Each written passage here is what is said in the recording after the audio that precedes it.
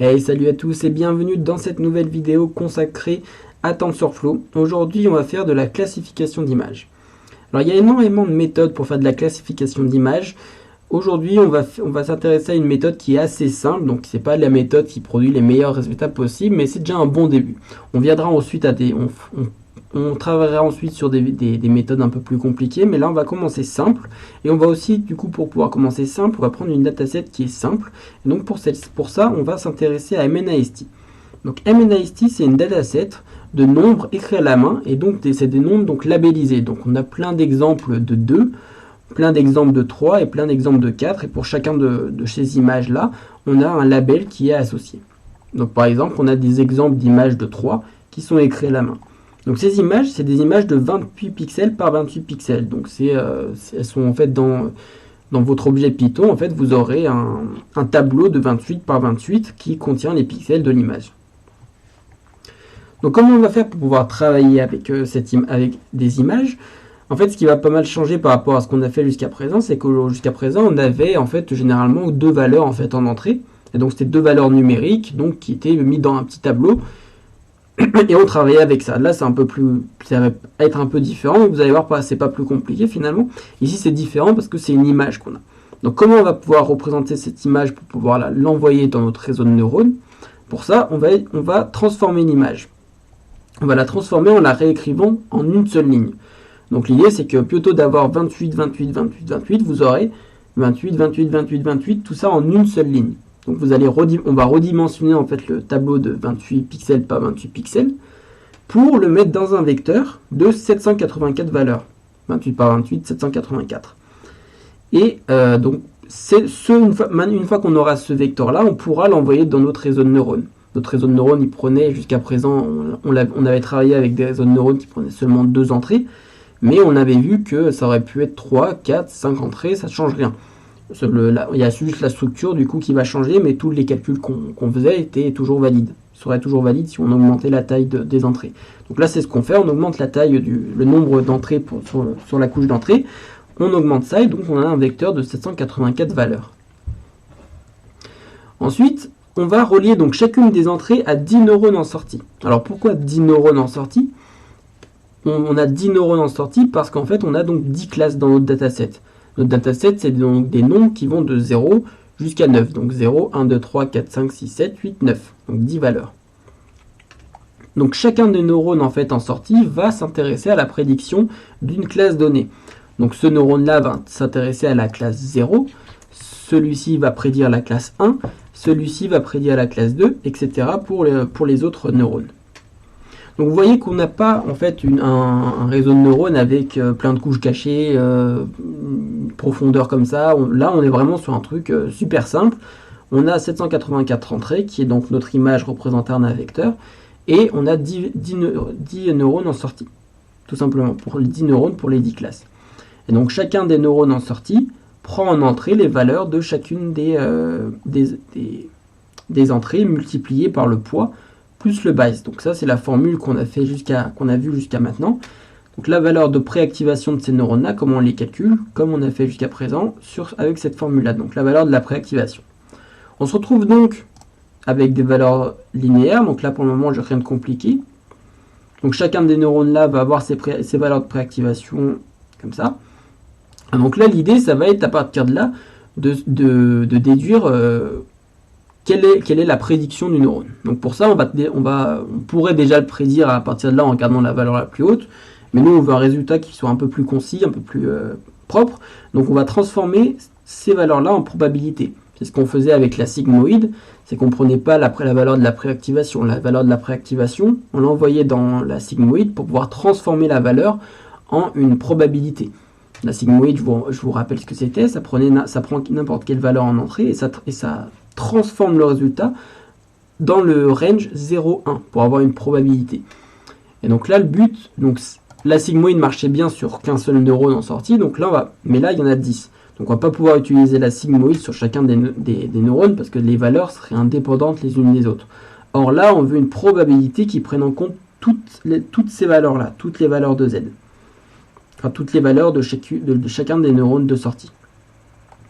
Et donc pour ça, il y a une formule mathématique qui fait le travail et qui transforme toutes ces valeurs-là en les faisant passer, donc c'est ce qu'on appelle le softmax. Le softmax, ça prend un vecteur en entrée et ça transforme ce vecteur en un nouveau vecteur qui est un vecteur de probabilité. Donc le softmax, ça ressemble à ça. Donc je vais vous montrer directement en fait à quoi, avec un exemple précis, à quoi ça ressemble. Mettons qu'on ait donc toutes ces valeurs-là en valeur de préactivation pour nos neurones de sortie. Donc c'est des valeurs qui sont linéaires, vous voyez qu'elles ne sont pas forcément entre 0 et 1, là elles ont un 7, elles pourraient être même négatives pour certaines, on pourrait avoir tout ça. Et donc qu'est-ce qui va se passer avec ces valeurs? Mettons, donc là je prends softmax pour la case 2. Donc du coup 0, 1, 2, je prends en fait pour cette case là. Donc ce qui va se passer, c'est que je vais prendre l'exponentielle de Z2, donc là je fais 1,7, enfin exponentielle de 1,7, et je divise le tout par la somme des exponentielles des autres valeurs. Donc ça nous fait 1,7 divisé par l'exponentielle de 0,26 plus l'exponentielle de 0,96 plus l'exponentielle de 1,7, donc voilà, plus les additions, enfin la somme de tous les exponentiels de ce vecteur-là. Et si je fais ça du coup pour le 2, puis pour toutes les autres valeurs, qu'est-ce que j'obtiens? J'obtiens un nouveau vecteur, qui est donc cette fois un vecteur de probabilité. Donc c'est un vecteur de probabilité, en fait si j'additionne là toutes mes valeurs, toutes les valeurs de ce vecteur-là, j'obtiens 1. Et en fait tout ça, ça a été transformé comme ça en probabilité. C'est-à-dire que là, si on regardait ce vecteur, vous voyez qu'on pouvait déduire directement que la classe qui prédite c'était 1,7, parce que 1,7 était la plus haute valeur de ce vecteur. En fait, là, on a du coup quelque chose d'un peu plus formel, où ça nous dit qu'il y a 22% de chances que ce soit la classe 2 qui soit prédite. Et il y a 10% de chances que ce soit... Voilà, on a quelque chose de plus formel, plus précis, en fait, pour pouvoir vraiment en déduire qu'est-ce qui a été prédit par le réseau de neurones. Donc voilà, c'est pour ça qu'on met un softmax, c'est qu'on ne prend pas directement les valeurs comme ça. On pourrait, mais ce serait moins... déjà, il y aurait des résultats un peu moins bons, et en plus, ce serait un peu moins, propre, on va dire, à la fin. Hop. Donc du coup, qu'est-ce qu'on a? On a donc des entrées, ça c'est la structure du coup de notre réseau de neurones qu'on va faire. Vous voyez, structure très simple, 784 entrées qui représentent notre image. Pas de couche cachée ou pas de couche cachée. On a directement la couche de sortie où on calcule les valeurs de préactivation et on en déduit le softmax. Donc si vous êtes un peu perdu, n'hésitez pas à retourner voir les vidéos que j'ai fait sur le deep learning et la vidéo que j'ai fait sur TensorFlow. Puisque donc maintenant on va passer sur TensorFlow. Donc j'ai déjà fait une vidéo d'introduction à TensorFlow. Donc là je considérais que cette partie-là est acquise. Donc pour pouvoir coder ce réseau de neurones là, on va donc avoir besoin de NumPy. Enfin, on va brièvement s'en servir. On va avoir besoin de Matplotlib pour pouvoir afficher les images. On les affichera brièvement pour voir un peu à quoi elles ressemblent. On va avoir besoin de TensorFlow évidemment. Et on va avoir besoin d'importer MNIST. Donc pour pouvoir importer MNIST, ce qui est bien, c'est qu'elle est directement incluse dans TensorFlow. Donc on va aller dans TensorFlow, Example, Tutorial, MNIST. Et là, on va importer Input Data. Donc Input Data, ça va nous permettre d'importer en fait la dataset et elle va automatiquement se télécharger dans notre répertoire. Donc là ici, on va faire MNIST est égal à input data.read dataset. Et là, du coup, on lui spécifie le dossier dans lequel on veut que la dataset soit. Donc là, pour le coup, on va le mettre dans input/data. Et on va mettre oneHot est égal true. Donc je vais vous expliquer ce que c'est oneHot tout de suite après. Alors, TensorFlow, example, tutorial, hop, import.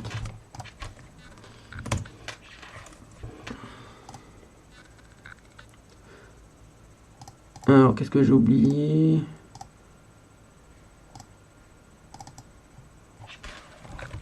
Ok. Voilà, from. Hop. Donc là, ça prend un peu de temps généralement parce qu'il faut qu'il puisse ouvrir la dataset en fait ou la télécharger si vous ne l'avez pas téléchargée. Donc là, dans mon cas, elle était déjà téléchargée. Donc là, ça prend toujours un peu de temps le lancement parce qu'il faut qu'il extrait la dataset. Donc là, on a accès ici à la dataset. Donc je vous expliquerai ce que c'est OneHot. Hein. Donc ici, si on regarde un peu à quoi ressemble notre dataset, on a accès à deux choses. On a accès à l'emplacement train pour avoir accès à la partie entraînement de la dataset et on a accès à la partie test. Donc pourquoi la partie train et la partie test? Parce qu'en fait, quand vous faites du deep learning, vous faites de la classification de manière générale, vous utilisez toujours un jeu de test et un jeu d'entraînement. Pourquoi vous faites ça? Le but, c'est de pouvoir vous entraîner sur un jeu de données et ensuite vous testez vos compétences. Donc là, les compétences du réseau de neurones, vous les testez sur un jeu de test qu'il n'a jamais vu. Parce que si vous le testez sur le jeu sur lequel ils sont entraînés, c'est un peu comme si vous révisiez un contrôle et que vous aviez exactement les mêmes questions que dans la leçon que vous avez révisé. Le but, c'est de comprendre les choses de manière générale pour généraliser l'apprentissage et non pas seulement de faire du par cœur. Donc c'est pour ça que dans la classification, vous avez toujours un jeu de test et un jeu d'entraînement. Et vous avez aussi un jeu de validation, mais là pour le coup, on restera sur test et entraînement. Alors du coup, vous avez donc le test et le train. Donc si on regarde un peu le train, dans le train, on a accès à des images. Donc là, je vais afficher la shape pour voir un peu à quoi ressemblent les images qu'on a dans le jeu d'entraînement.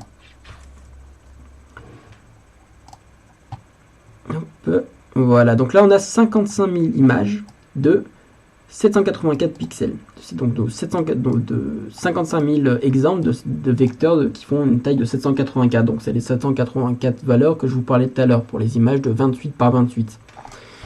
Et donc, si on regarde, on va afficher du coup maintenant, on va également afficher les targets, donc les labels en fait qui sont associés, et on va afficher la shape. Et là du coup ça va peut-être vous surprendre, donc là ça va être directement en rapport avec le OneHot qui est là en fait. C'est que si j'affiche la shape, donc, là c'est label, c'est pas le target.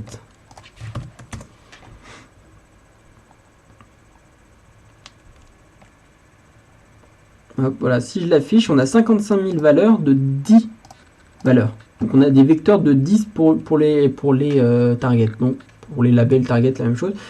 Donc vous voyez que c'est un peu bizarre en fait. Et en fait, si on l'affiche, qu'est-ce qu'on a? Donc là, je vais afficher ça, et comme ça vous allez pouvoir directement comprendre pourquoi il y a 10 valeurs. Et je vais donc afficher la première image et je vais afficher le label qui lui est associé. Donc là, le label pour le première image, ça va être donc le premier élément de la liste dans la dataset, c'est celui-ci. Et donc là, je vais afficher la première image. Train, .image, je sélectionne la première. Je la redimensionne parce que du coup, là actuellement, c'est un vecteur de 784. Donc je vais le redimensionner pour que ce soit bien une image. Donc je le redimensionne dans un tableau de 28 par 28. Et là, quand je l'affiche, je précise que c'est une image en noir et blanc. Et hop, j'affiche le tout. Et j'affiche, hop, ça aussi.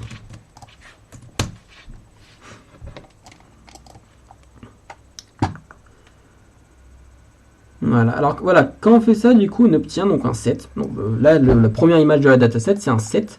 Et si donc je regarde le target, donc le label qui lui est associé, c'est donc un vecteur de 10 valeurs. Et en fait, si je regarde, donc c'est un vecteur avec quasiment que des zéros dedans, sauf à un endroit. En fait, en comptant, on se rend compte que là, le premier, donc ça fait 0, 1, 2, 3, 4, 5, 6, 7. Donc toutes les valeurs sont à 0, sauf le 7e élément du vecteur. Et donc ça, c'est un nom, ça s'appelle donc le OneHot encoding. Donc c'est une manière d'encoder en fait un label dans un vecteur. Et en fait, ça rend les choses plus faciles en fait à la fin pour pouvoir calculer l'erreur, d'avoir un vecteur comme ça au lieu d'avoir simplement une valeur qui soit 1, 2, 3, 4, 5, 6, 7. C'est beaucoup plus facile de faire ça par rapport à la formule d'erreur qui est utilisée. Donc voilà pourquoi on a donc cette shape là. Si là j'aurais mis false, du coup on n'aurait eu qu'une seule valeur au lieu d'avoir un vecteur comme ça. Donc voilà pour la dataset. Je pense que vous voyez à peu près à quoi elle ressemble. Donc on va maintenant pouvoir commencer à créer donc notre graphe. Donc là, hop, on va enlever tout ça et on va créer notre graphe. Donc pour ça, on va du coup déjà devoir créer les entrées de notre graphe. Donc là actuellement, en entrée de notre graphe, on a deux entrées qui sont donc les targets, enfin les images et les targets. Donc on va avoir donc les images, donc on va faire un tf.features et on va faire on va créer donc un placeholder, donc ça c'est pour pouvoir créer les entrées de notre graphe. Là, le type, donc les images à l'intérieur, c'est des floats, donc on met float. En entrée de notre graphe, on peut avoir autant d'images qu'on veut, mais elles sont toujours de taille 784. Ensuite, on va avoir donc nos targets. Donc là, placeholder. Ici, quand on regarde nos targets, vous voyez que c'est toujours bien 0 ici. Hein. Enfin, des floats, pardon. Donc là, il y en a autant qu'on veut de 10. C'est des vecteurs de 10. Donc ça, c'est pour nos deux entrées. Du coup, maintenant, on va pouvoir commencer à créer notre première opération. Donc là, ce que je vais faire, c'est que je vais créer cette opération-là. L'opération qui me donne les valeurs de préactivation de chacun des neurones de sortie. Donc chacun des 10 neurones. Donc là, l'opération qui fait ça, donc c'est donc Z1. Et donc pour pouvoir faire ça, je vais faire du coup tf.mathmul des entrées multiplié par les poids plus le base de chacun des neurones. Donc forcément, pour pouvoir faire ça, il faut que je crée mes variables. Donc là, on va monter un peu. Donc là, c'est les entrées. Là, les variables, je vais les créer ici. Donc je vais avoir W1.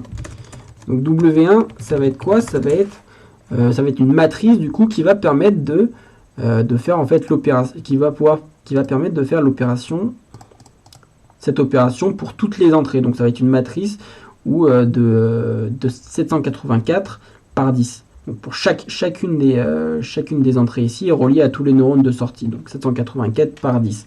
Et en faisant l'opération, en fait, on multiplie le vecteur ici fois la matrice, on obtient directement les sorties ici. On va le voir directement, on fera l'exemple.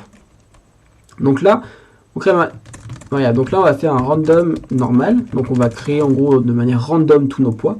Et on va leur donner comme shape 784, 10.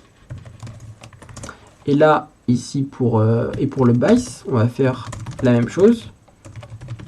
La différence, qu'on va les mettre tous à 0. Hop, et là, du coup, on en veut 10 parce qu'il y a un base par neurone. Voilà, donc là, on a nos opérations. Enfin, on a nos variables et on a une opération.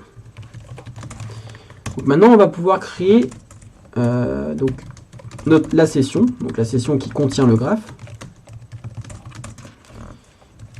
Et donc là, on va lancer à l'intérieur. On va déjà initialiser toutes les variables. Donc là, ça va initialiser le W1 de manière random et le B1 de manière random. Et on va pouvoir exécuter déjà la première opération pour voir à quoi elle ressemble. Donc Z1, ça fait un session. Pour pouvoir l'exécuter, on fait un session.run de Z1. Il y a des dépendances pour pouvoir exécuter l'opération dans le graphe parce qu'il y a des entrées, donc il y a les placeholders. Donc là, la seule dépendance pour pouvoir exécuter Z1, c'est TF features, donc qui est là. Hop. Donc là, ça, on va mettre comme ça. Et donc là, on va utiliser la première image de la dataset, donc c'est mnic.train image, et la première image, c'est celle-ci.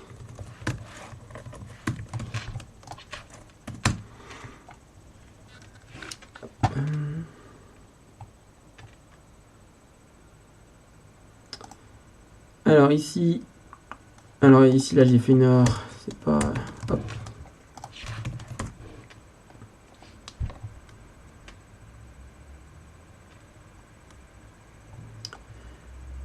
Alors, du coup, no variable initializer, ici j'ai oublié le R.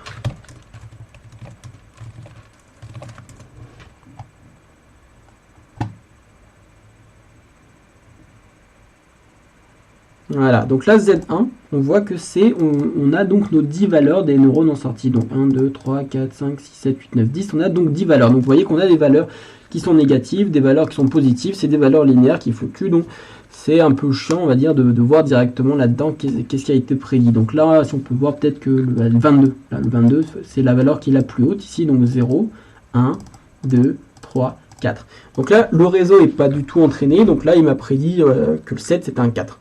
Donc voilà, forcément, le réseau n'est pas entraîné. Mais vous voyez que en fait, ce que ça a donné, c'est que j'avais donc en entrée mon vecteur de 784. Et ce que j'ai fait, c'est que donc j'ai fait la multiplication avec la matrice W1 qui elle avait une valeur de qui avait une shape 784. Donc voilà, c'est vecteur fois la matrice, ça fait les multiplications et ça nous donne donc un vecteur qui est en sortie, qui est donc le valeur la préactivation. Donc maintenant, on va pouvoir du coup à partir de ça, on se trouve donc ici. On a donc toutes nos valeurs de préactivation. Donc maintenant, on veut utiliser le softmax pour pouvoir transformer toutes ces valeurs-là en probabilité. Donc pour pouvoir faire ça, on va faire donc pi. Donc pi pour probabilité, ça va être la prédiction. Donc on va utiliser softmax. On verra que c'est assez facile. En fait, j'ai juste à lui dire tf.nn.softmax. Et là, ça va utiliser l'opération du softmax pour me créer le softmax. Alors, je voulais juste pas... Voilà, je vais laisser ça.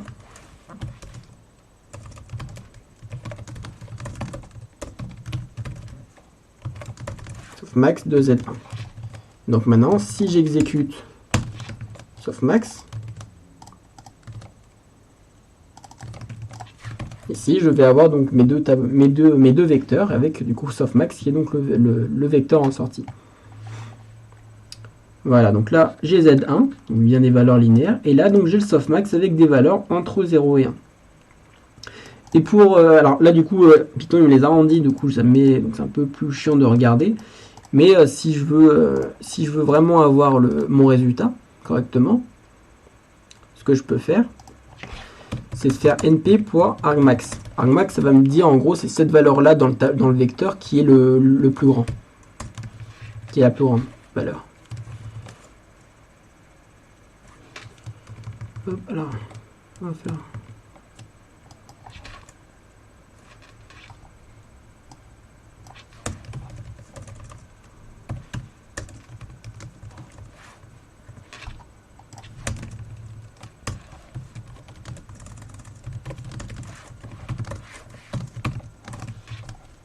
Voilà, donc comme ça, j'affiche ma classe, la classe qui a été prédite. Alors, là, du coup, je vais mettre argmax.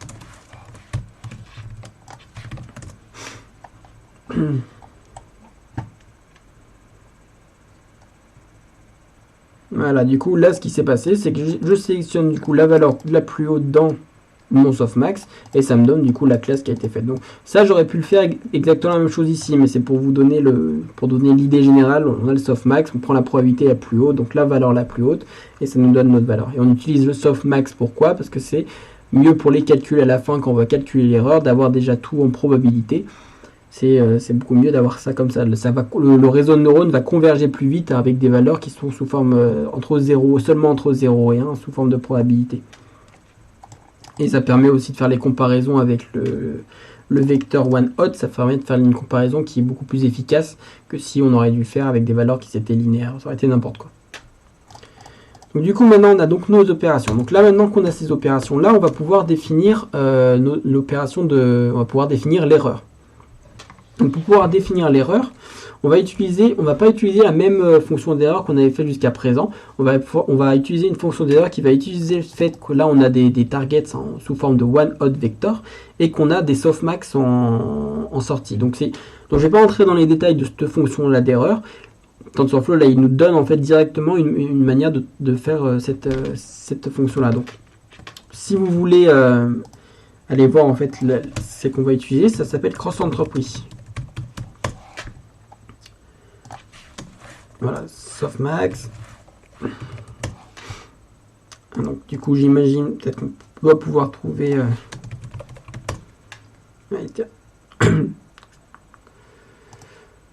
voilà, c'est en gros cette formule là qu'on va utiliser. Donc si vous voulez aller voir pour vous renseigner sur cette formule là, allez-y, vous verrez qu'il n'est pas compliqué, mais l'idée c'est que ça prend notre vecteur, ça prend le vecteur en fait, le one hot vecteur où il y a que 1 dans le vecteur. Ça fait ça le compare en gros avec le softmax qu'on a fait, et ça permet d'avoir une erreur. Ça nous permet d'avoir l'erreur. Donc ici, pour avoir l'erreur, on va faire donc tf.nn.softmax, donc cross entropie. Donc là c'est le nom de la formule d'erreur. With logit. Et donc cette fonction là, elle prend deux paramètres, donc le label, donc pour nous ça va être tf.target.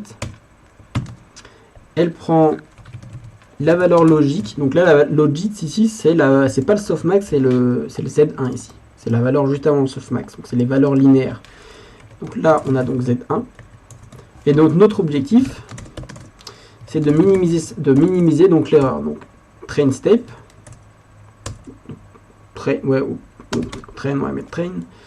On va faire tf.train.gradient descente optimizer. On va mettre un learning rate de 0,5 et on va faire minimize cross entropie. Alors du coup là c'est pas cross entropie, du coup c'est erreur. Ça c'est donc notre entraînement. Donc là on va essayer de lancer cette opération. Hop. Donc la session, alors on n'a pas besoin de faire ça. Session.run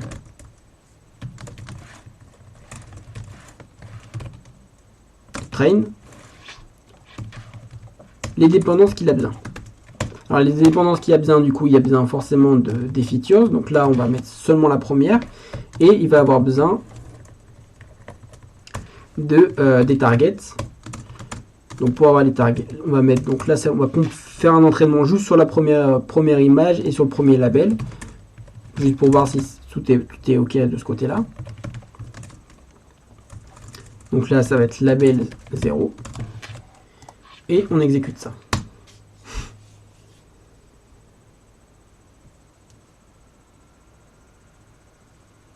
Hop, voilà. Donc là, il y a un ajustement déjà qui a pu se faire et on a donc un petit entraînement qui a pu se faire. Donc maintenant qu'on a donc la partie entraînement, qu'est-ce qu'on va rajouter? On va rajouter une métrique pour pouvoir voir à quel point on est en train à quel point on a réussi l'entraînement. Donc là pour ça on va simplement prendre en fait l'accuracy, donc la réussite qu'on a fait sur toute la dataset. Donc pour avoir ça, on va premièrement définir qu'est-ce que c'est une bonne prédiction. Donc ça, si vous vous souvenez de la dernière vidéo, on l'avait déjà fait pour pouvoir mesurer l'accuracy. Donc qu'est-ce que c'est une prédiction? C'est quand il y a une égalité, et quand il y a une égalité entre la valeur la plus haute de notre softmax et la valeur la plus haute de notre target. Donc ça c'est une bonne prédiction, c'est la comparaison, on fait la comparaison entre les deux. Et donc l'accuracy, ça va être la moyenne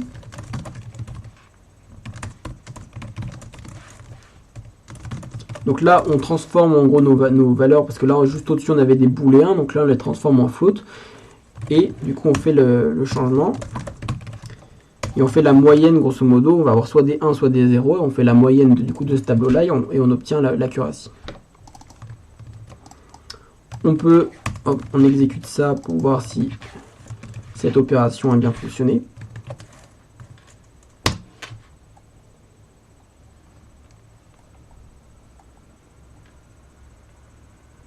Voilà. Donc là on est bon. Donc maintenant ce qu'on va faire, c'est que je vais simplement... Ça, on va garder ici.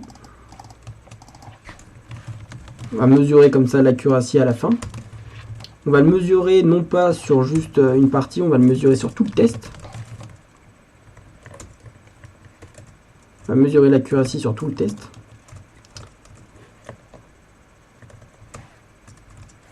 Donc test.image.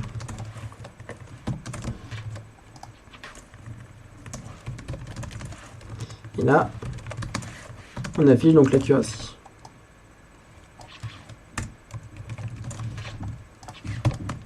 Donc là, si on fait ça, sachant qu'on n'a pas, qu'on a rien fait alors, ça j'aurais pu le mettre là. Sachant qu'on n'a pas fait l'entraînement, là on va forcément avoir une accuracy qui va être complètement nulle. Mais là maintenant on a tout ce qu'on a besoin pour pouvoir faire l'entraînement. Alors, incompatible shape.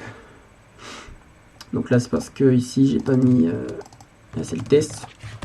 Vous voyez d'ailleurs que je mesure du coup l'accuracy pas sur l'entraînement mais sur le test. Parce que le but ça va être qu'on soit bon sur le test. Être bon sur l'entraînement ça va forcément couler de source, ça va forcément être le cas. Ce qu'il faut c'est être bon sur le test. Donc là sur l'accuracy, donc sur le test on est à 0,08, donc forcément puisqu'on n'est pas, on a rien fait d'entraînement. Donc là on va faire donc la partie un peu intéressante, mais vous voyez que ça va être très rapide maintenant qu'on a défini toutes les opérations qu'on a besoin. Donc on va définir le nombre d'époques qu'on veut faire, donc nous on va faire 1000 époques, donc 1000 sessions d'entraînement. Et donc pour chaque époque, donc on va faire toutes nos époques, et donc pour chaque époque, on va prendre un nouveau batch. Donc un batch, je crois pas que je vous en avais parlé dans les vidéos précédentes. Un batch, en gros, c'est juste un lot, un sous-ensemble de la dataset sur lequel on va s'entraîner. C'est qu'on va pas s'entraîner en fait sur toute la dataset d'un coup, ce sera un peu lourd en fait, parce que ça fait des grosses opérations en fait de matrice et votre ordinateur il va souffrir si vous lui faites ça. Donc pour pouvoir faire ça, on va en fait prendre juste simplement un sous-ensemble de la dataset. Donc par exemple, là on va prendre 100 éléments et on va faire l'entraînement sur ces 100 éléments là. Ensuite, on va prendre 100 autres éléments de manière random et on va s'entraîner sur ces éléments-là, etc. pour chaque époque. Et en fait, en faisant ça, ça marche aussi bien, voire mieux. En fait, ça a été prouvé aussi que ça marche mieux que si vous faisiez un entraînement sur toute la dataset d'un coup. Donc du coup, on a donc les batch, donc batch feature, batch target. Donc là, du coup, on peut utiliser donc notre objet MNIST pour faire donc train.next. Next batch, et donc ça nous renvoie en gros 100 images de manière random et et les targets, les labels qui sont associés de manière random. Et donc à partir de là, on peut donc lancer notre entraînement, session.run de train, et on va faire donc le feed dictionary. Donc il y a besoin de deux valeurs, il y a deux dépendances à remplir. Donc les features, on va mettre batch features, et les targets, on va mettre batch target. Voilà, et on va faire ça du coup 1000 fois sur des batchs de 100. Et on peut lancer.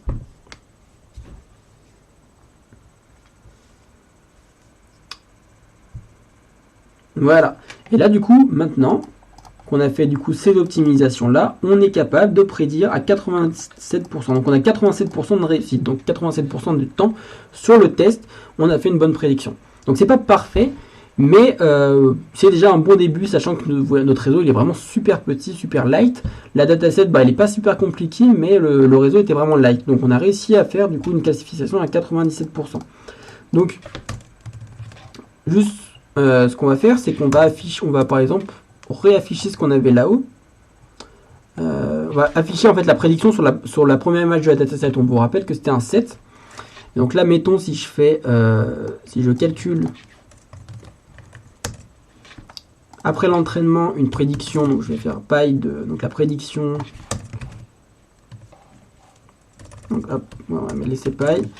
Si je lance ici softmax, et du coup je le lance que sur du coup j'ai pas besoin de cette partie, je vais le lancer juste sur le premier élément de la dataset qui était un 7.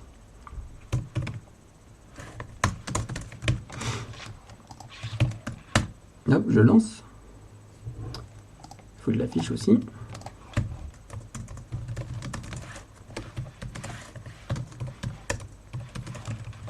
Donc je vais afficher le softmax.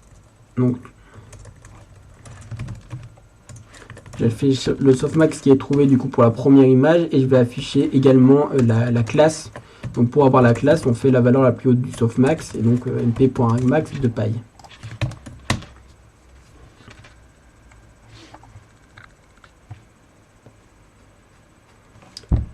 Voilà, et du coup en faisant ça, qu'est-ce qu'on obtient? On obtient qu'il s'est trompé. Il s'est trompé du coup sur les premières. Donc on va faire un truc un peu plus, peut-être un peu mieux, c'est qu'on va itérer sur les 10 premières et on va afficher le résultat des prédictions sur les 10 premiers et on va comparer pour voir ce que ça donne. Donc là, on a donc les bonnes classes. Hop, sur les 10 premières. Alors on va faire comme ça, on va donc avoir les vraies classes. Donc on va faire for c in range. On va itérer sur les 10 premières.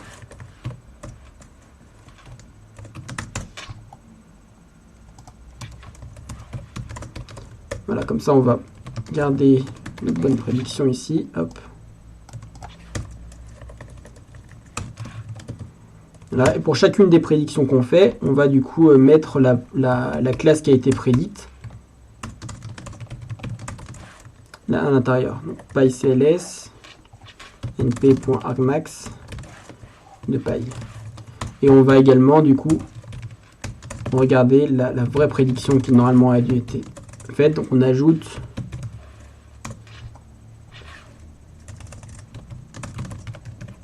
argmax de mnist.train.labels.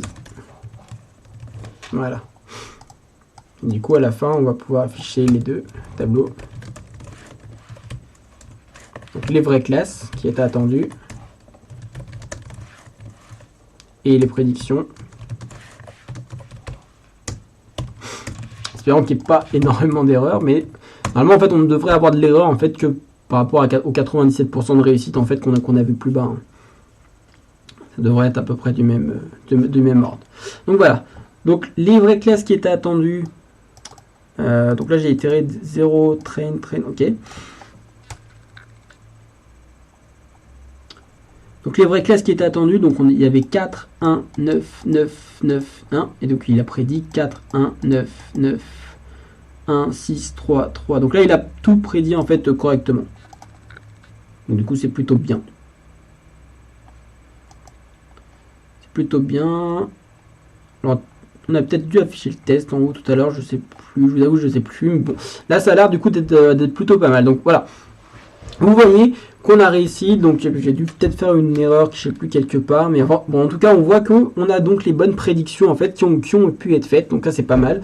On a donc fait un réseau de neurones classique, donc plutôt simple, mais qui a réussi à faire de bonnes prédictions. Donc on verra dans les vidéos suivantes en fait que en utilisant un réseau à convolution, donc c'est des réseaux en fait avec des architectures beaucoup plus puissantes, qu'on va pouvoir en fait analyser l'image et scanner l'image en fait différemment. Et ça pourra nous permettre en fait d'analyser non pas seulement des images toutes simples comme on a vu ici, mais de pouvoir analyser des images beaucoup plus complexes, comme des vraies images en fait, des images par exemple de chiens, de chats, d'objets, pour pouvoir reconnaître des objets. Donc on pourra faire ce genre de choses. Voilà, donc si cette vidéo vous a plu, n'hésitez pas à mettre des pouces en l'air, de la partager, de mettre des commentaires. Et moi je vous dis à la prochaine.